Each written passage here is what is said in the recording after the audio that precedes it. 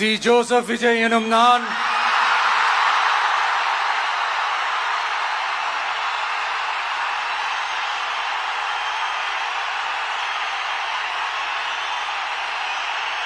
சட்டப்படி அமைக்கப்பெற்ற இந்திய அரசியல் அமைப்பின்பால்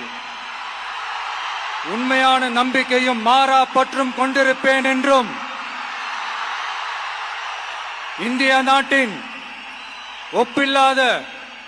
முழு முதல் ஆட்சியையும் ஒருமையையும் நிலைநிறுத்துவேன் என்றும் தமிழ்நாட்டு அரசின் முதலமைச்சராக உண்மையாகவும் உளச்சான்றின்படியும்